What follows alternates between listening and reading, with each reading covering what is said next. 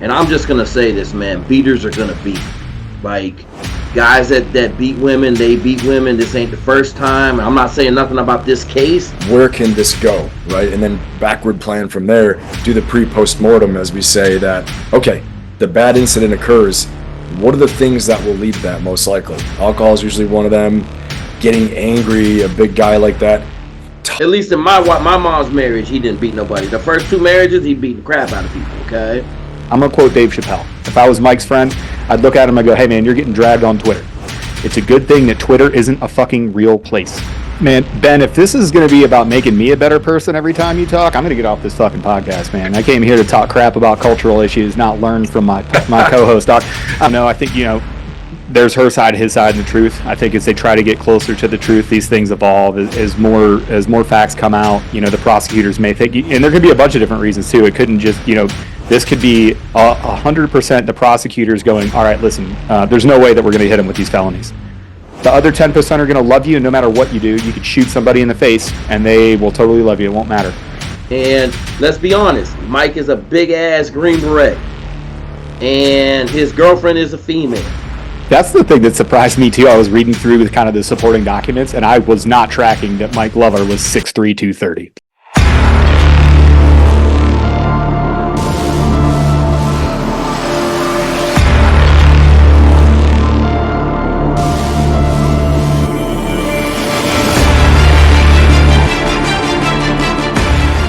What's going on, folks? Welcome back to the War Room, project that we've been working on for a while.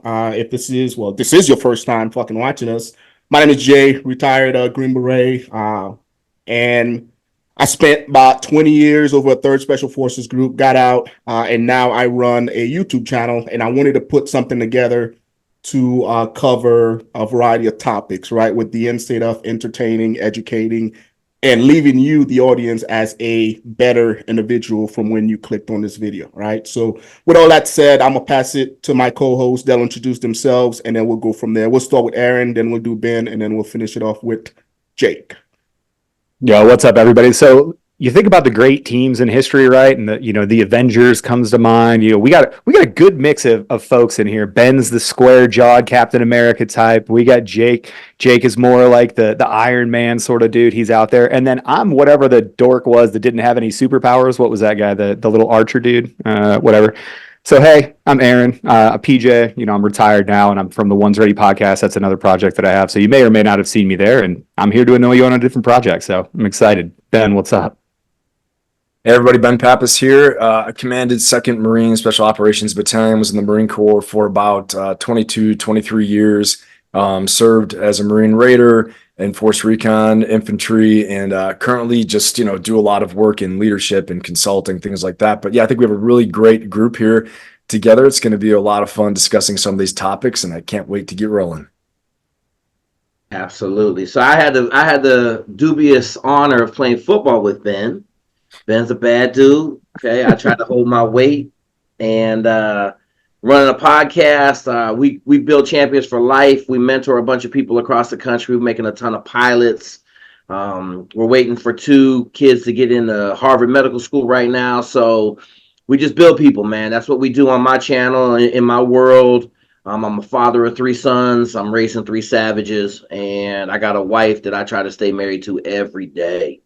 So we about to rip some topics on here, and I know, sometimes I'm the evil one. So just get ready. That's awesome, man. Yeah, I'm looking forward to this, man. Because again, as we look across the social media realm, I notice a lot of individuals, a lot of guys doing things on their own, right? And I'm like, man, that's not how we roll. Like when we're actually at work, when we were at work, right? Like, as an SF dude, I work with Air Force, I work with Marine dudes, we work with SEALs, and I'm like, we're a team. So it's like, man, we need to do something about that. And I sent the invite out to Jake, and Jake was an instrumental part in putting this together. So Jake, I really appreciate your support on that end, man. Absolutely, brother. I mean, I got to come visit you for your podcast. I'm just going to tell you right now, man, if you're talented, I'm playing. Like, that's the bottom line. Like, if you're capable and you're talented, I'm playing. So it's an honor for me to be here, and I'm looking forward to it, man. I think we're gonna have a good run, and let's get it going. All right, awesome. Yeah, so we'll jump right into the first topic. All right, so the first topic, guys, is we're going to talk about Mike Glover and the domestic arrest that took place about a month ago. All right, so Mike is a third Special Forces group guy. He retired a lot earlier than me.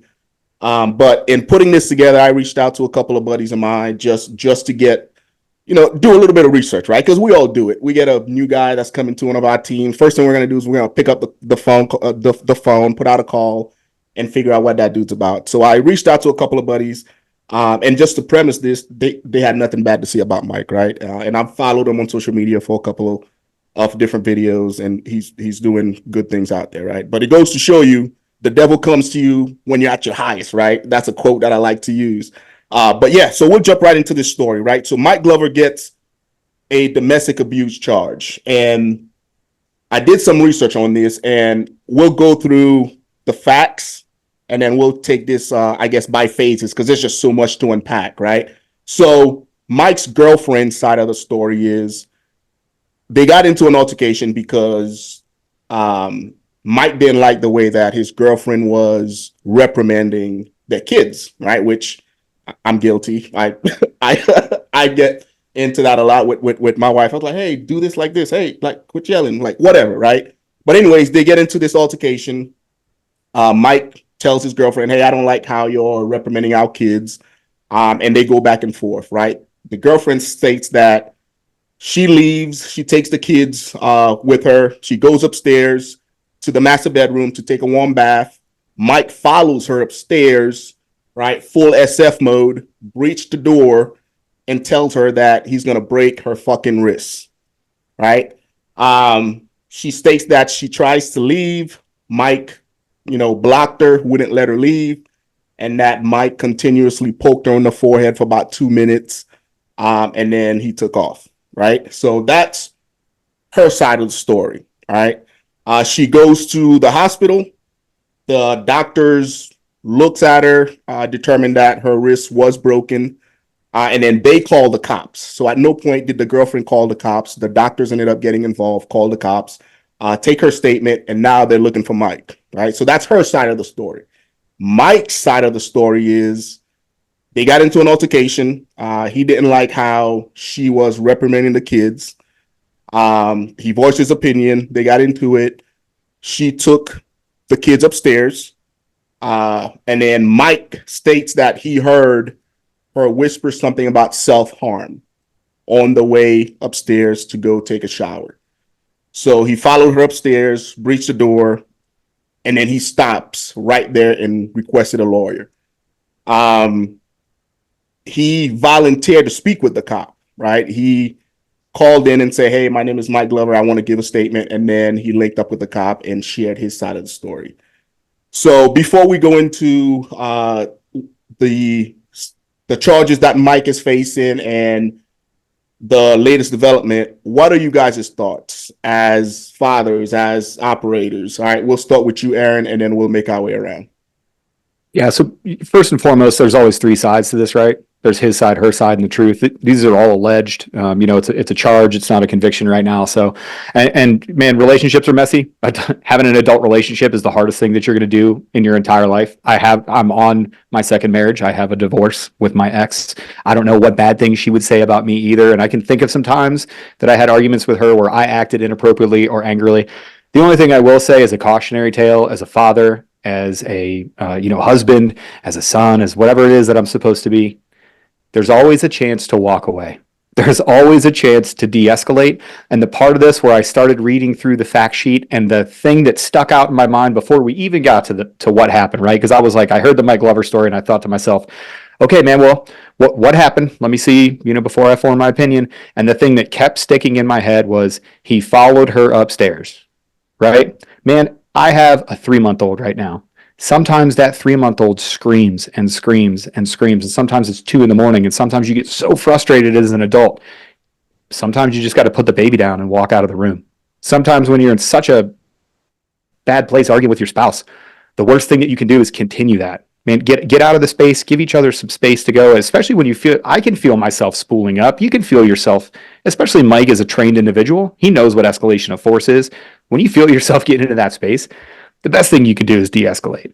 It's unfortunate what happened. Somebody got hurt at the end of this. And of course, Mike is paying a very public penalty, and that's, part of it. And sorry, you're a public figure and this is what happens. But man, I saw that first part. I was just like, Mike, you could have just, man, walk away, walk outside, go punch a tree until you break your hand and you're an idiot. And that's it. If you need to express violence in that manner. But I guess it was just unfortunate. I think that's what I initially felt there. Ben, what did you initially think when you heard this story? I mean, I think, really great points there. That was really, great. Just following up on that. But initially hearing her side with, the violent acts of poking someone in the forehead. I mean, chest poking, breaking space, breaching the door. We know there's probably some truth in some of that for sure, especially with a broken wrist, walking away with the doctors, the ones who call the cops. They didn't even call the cops. That it's just very hard to hear. And it's just as you said, there's a chance to walk away. Now, I'm sure there are two sides to the story, right? 100%.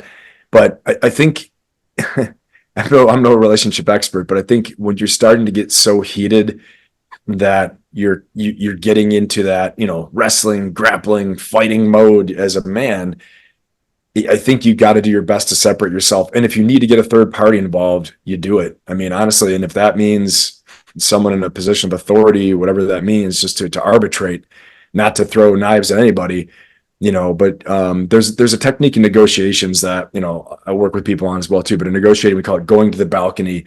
And it's written by, I think it's Stephen Urey, but he's from the Harvard Business School and the program on negotiations. But you need to mentally and emotionally go to the balcony and separate yourself from what's happening. And that way you can have clear-headed thinking. Just exactly what you were just saying, dovetailing on that. You got to get out of the situation. You got to get away. Leave if you have to. Just leave. Just say, you know what? We're not doing this. This isn't us.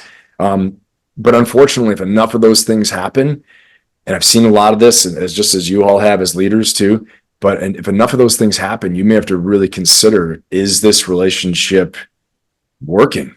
I mean, violence and things like that should not be in any calculus of considered any good ingredient to any relationship, so.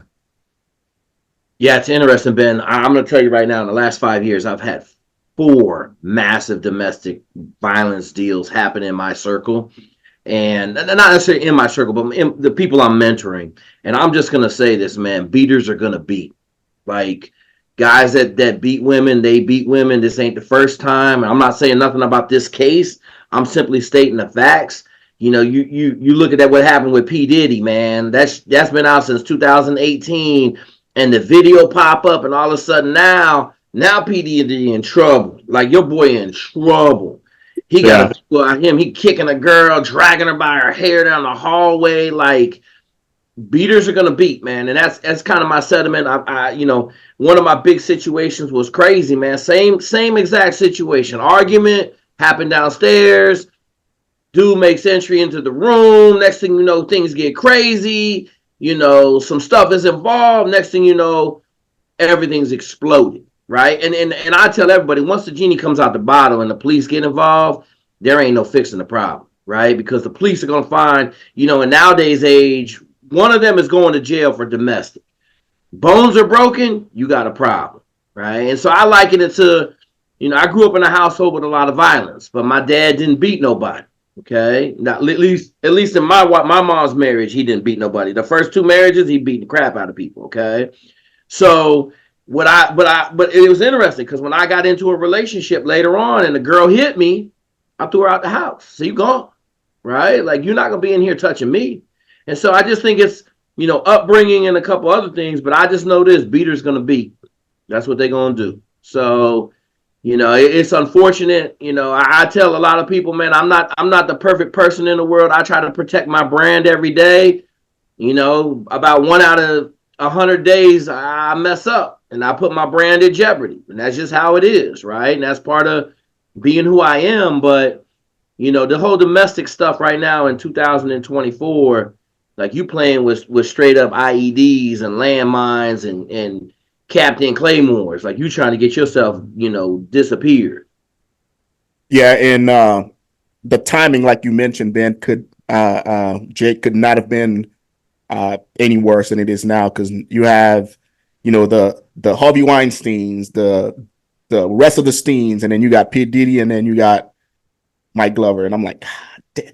And again, me as a father, like when I hear, because of course we weren't there, but as I'm thinking about this, I'm like, man, if Mike Glover's side of the story is accurate, which we'll get into that here in a little bit, and I'm worried about harm to my kids, would I have acted any different? Like if I know this girl is taking my kids upstairs and probably drowned her, would I have acted any differently? Right. And that's just the devil's advocate playing through my mind. And I'm like, fuck, man, like we're warriors. Like I'm not letting my kid, die. Like maybe it was one of those, hey, I'll act now and get, reprimanded later type deal. But I don't know, man. Ben, what do you think?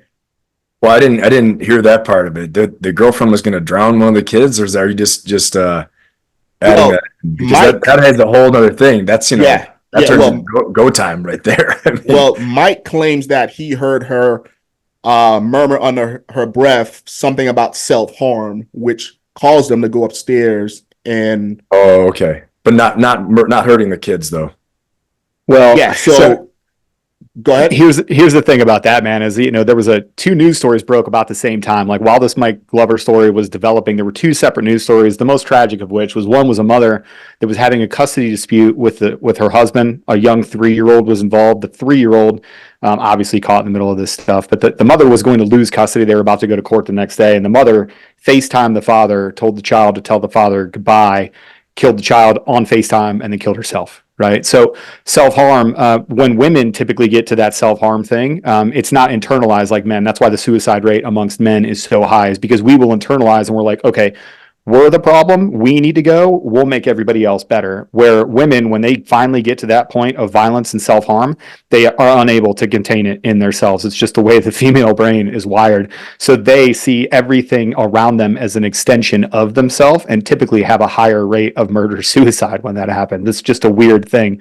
So those things sort of, to me, provided a picture of, I had to read it like 3 or 4 times if she actually said, hey, I'm going to hurt the kids, but she said, I'm going to hurt myself. So Mike already knew that Mike apparently thought there was the possibility of violence with kids involved. And that's what he tried to communicate in his initial statement. And then, as we'll talk about, immediately stopped talking. He basically got half of his story out to the cops and then quit and asked for a lawyer.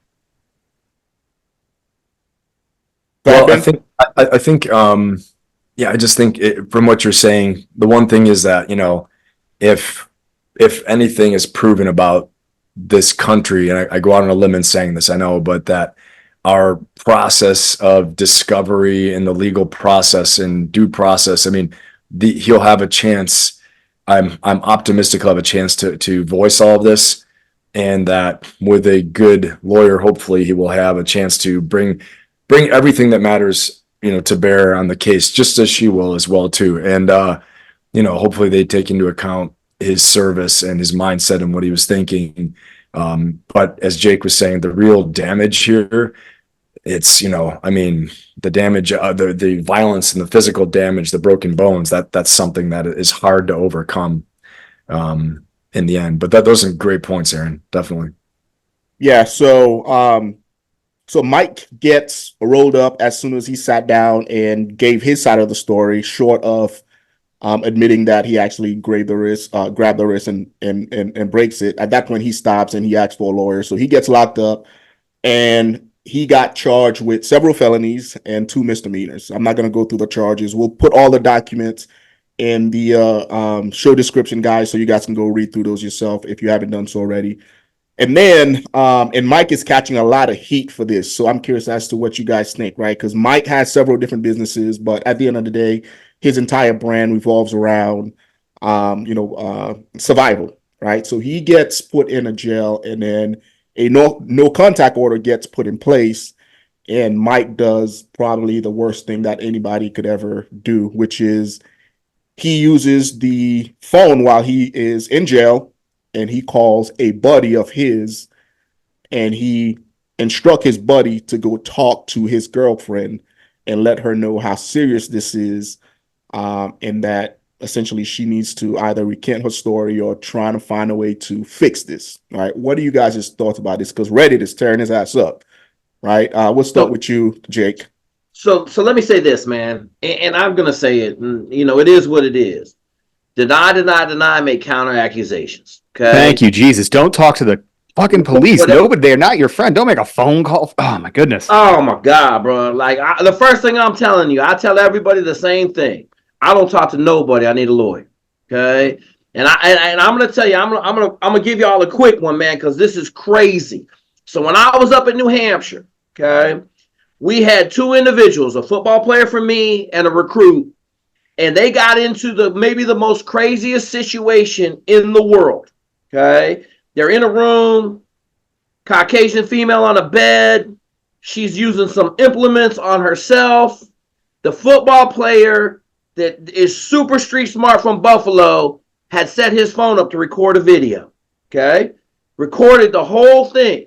In the middle, they're getting ready to get started with the situation.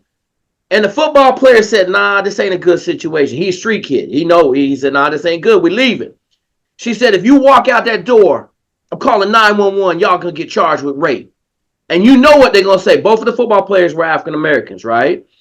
So she's sitting there threatening them. I'm calling 911. You're gonna give me what I want right now. Boom. Okay. They walk out that door. You see my man pick up his phone clean. No, she didn't even know there was a phone in the room. Okay. Just slick. Nine months just on the later. low. 9 months later. Now, wait a minute. That night, we get a phone call at 3 a.m. We meet in the head coach's office. Head coach calls a lawyer immediately. They lawyer up. Look, first thing the lawyer says is, who knows about this video? Just the three people in this room. He said, don't tell anybody. I got a copy of the video. Boom. He said, nobody says anything about this video. Okay. Fast forward 9 months, full grand jury indictment, charged 8 Class A felonies. 8. They looking at 80 years. Okay. Homeboy, the lawyer stands up. As soon as they make the opening remarks, he walks up to the judge, shows the judge the video. They go in the back chambers. The prosecutor drops all the charges. Okay. My point is, anything that they had said to the police officers could have been absolutely detrimental to that trial. And so that's why, we talking about it, man. I ain't saying nothing to nobody ever. I learned this in ninth grade, bro. Run fast. Don't be the one that gets caught. Run. And then if you get caught, you don't say nothing. I don't know anything. Nope. I need a lawyer. Because at the end of the day, they're trying to piece together stuff. Now, I wanted to add one bit to this, okay?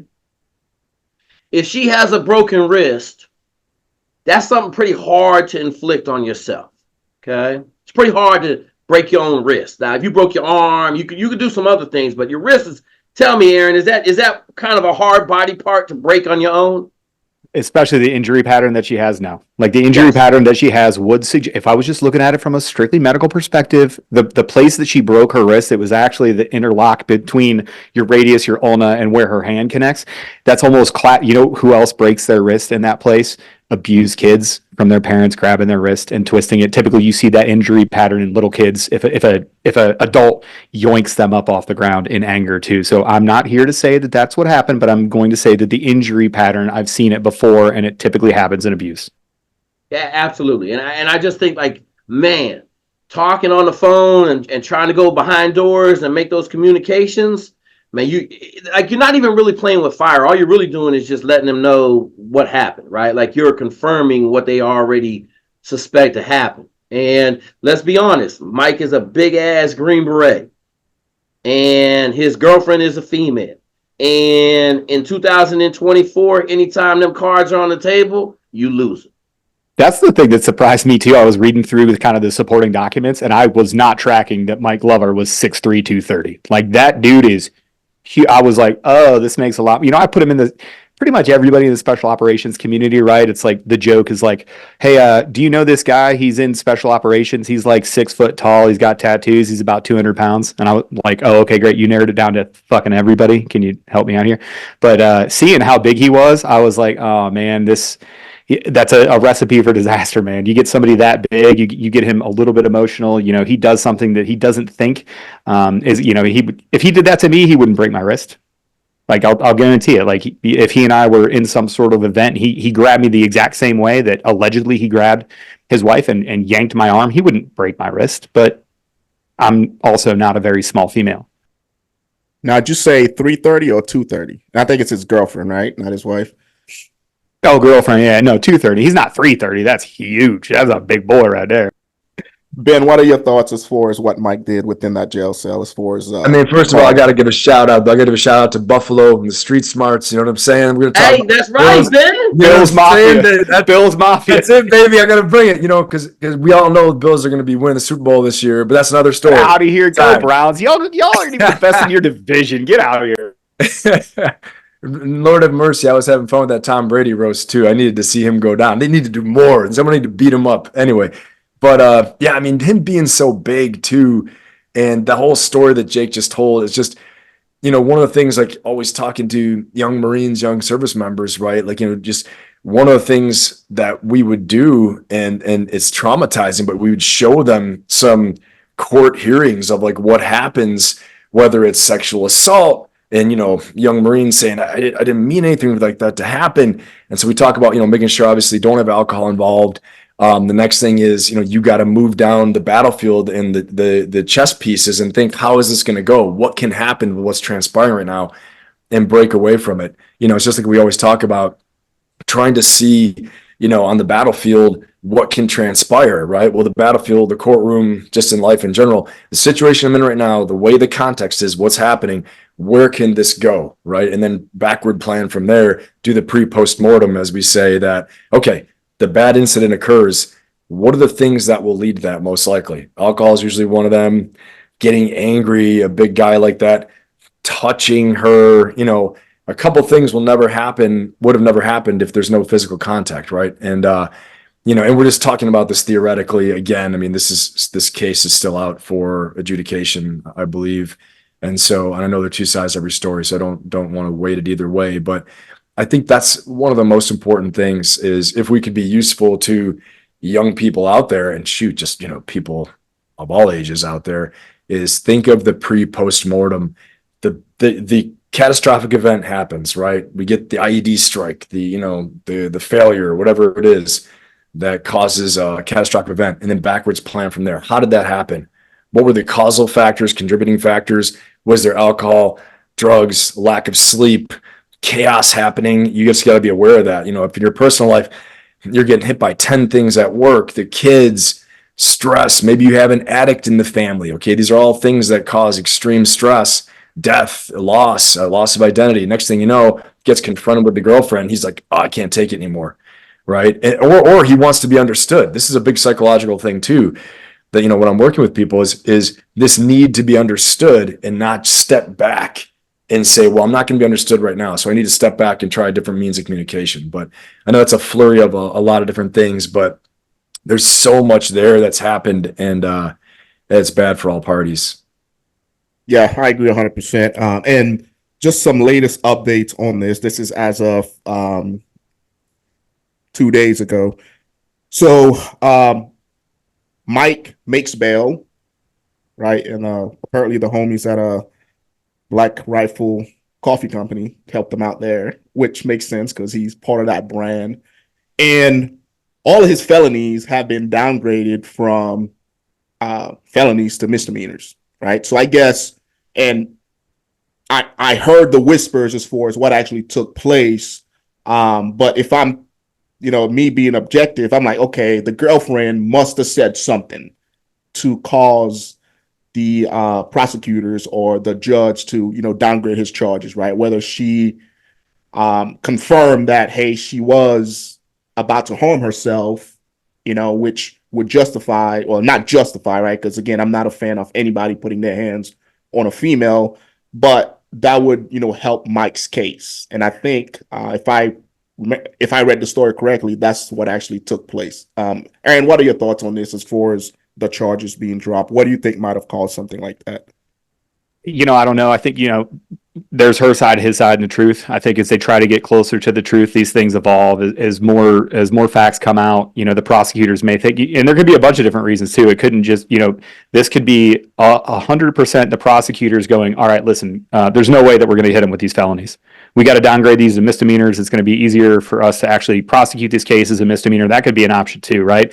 So the story could be she could be 100% telling the truth, and the prosecutors could look at it, and just because of the way the legal system works, they could look at it and go, hey, listen, we think this is what happened. We just can't prove it. We just can't prove it in court. And there's been some other stuff that has come out during discovery. And, we're going to have to downgrade these things if we want a conviction. Because if they charge him with all these felonies and he walks, then there's no justice for anybody, right? In the hypothetical that, she is telling the truth. So this stuff is always going to flow, and it's always going to change course as it goes on all the way through the end. And, one of two things can happen. We can either find out the truth and the guilty party can for real be held accountable for their actions, or like in some cases, sometimes that doesn't happen, but it's the way the legal system's built. Ben, what you got?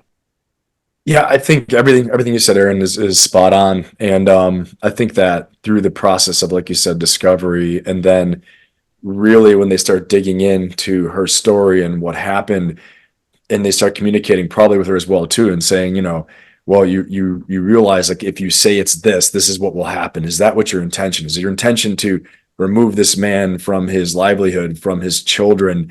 And so a lot of truth comes out, but then leverage probably put on her too, that as he starts describing maybe what her behavior was, and then maybe what countersuits could be put out as well too, you start getting into some maybe some areas of legal jeopardy. I'm not a lawyer, obviously, but I'm saying it's that all these things that come out, and you see what coercive force is being put on Mike, but then also on the girlfriend too. They start flipping that around, especially if Black Rifle Coffee Company came in with a lot of funding, a good legal team. They can make that a real problem. And especially then if some lawyer told her, all your legal fees will be taken care of, just go after him and we'll try to have something. But then they're like, no. No matter what, this is probably going to cost you $100,000, $200,000. And if you're lucky, maybe he'll pay half that. You're still going to be in the hole, $100,000. No one cares. When it's done, no one's going to give a shit. It's over. You paid $100,000. Did you win? Great. Now what? Now you're bankrupt. Right. So, and you've been fighting this for months, maybe years. So maybe all of that too. And the other thing I'm going to say is political, right? Like, you got a lot of political forces involved in the legal system. You look at Jeffrey Epstein, my man went to straight super trial in early 2001s and got found innocent of everything. Basically, the president came in and said, no, you're not going to prosecute him. So let's not just forget that Mike Glover's a big public figure right now, Green Beret, war hero, bad dude. And, someone might have just reached down and gave him a helping hand. I totally agree with you, Ben. One of my other situations, they were married, and the wife always she has a one-shot deal where she could say, I'm not testifying against my husband. And so that might come into play here, but she's a girlfriend. So I don't know legally, like you're saying, Ben, if they can actually use that. Not if you're a girlfriend. Aaron's saying no. So, but there's so many pieces of the puzzle. I just think we got to look at it objectively from the standpoint, like, something bad happened. He wasn't able to protect his brand. It escalated. She got her wrist broke. Short of her falling down on a skateboard, that afternoon, something happened. So yeah, did anybody ask if she was trying to do a kickflip? All right, that was like, domestic violence isn't a joke. However, that joke was funny. So get over yourself. All right, I'm going to jump in with my own joke now. Every time I heard you guys saying, I'm sorry, but every time I heard someone say, he broke the wrist, said, break the wrist and walk away. Napoleon Dynamite, break the wrist and then walk away. Yeah, I mean, either way, it's just a shitty situation overall. And I'm a firm believer in, from every situation, there can always be something learned from it. So, Jake, from a personal improvement perspective, if you were within Mike's inner circle right now, what advice would you be giving him, not only on business, but also as a friend? So I literally just had this happen 4 years ago with one of my best friends, man. And the advice I gave him was get out. Okay? Get out. Like if you in a situation and there's any escalation, I tell people, man, I don't need a lot of escalation to leave a situation. Okay? If it's somebody you live with in a domestic situation and there's escalation, I'm out. Right? Like I'm out. They not the right person for me. So, I had to give that advice to somebody that I love like a brother and kind of listened and then didn't listen. And then the nuclear bomb dropped and he basically almost lost his whole life. Okay. It had nothing to do with any of it. It was all fabricated craziness that his wife put on him. Okay. But my point is like to Mike, I'm going to say, Mike, you got to get out the situation, bro. You can't live in this situation. From a business perspective, man, you be batting down the hatches, man, because there's a good chance he's going to lose sponsorship. There's a good chance he's going to lose, the ability to go out and get and just get business and work. It's going to affect his brand, and especially because he's in the survival, everyday carry stuff. He's always talking about survival situations, active shooter. Now we got domestic violence. And he's in it. And so I just think he's going to have a good, I don't want to say a PR plan because we all special forces and I don't think any of us going to hire a PR department to fix our problems.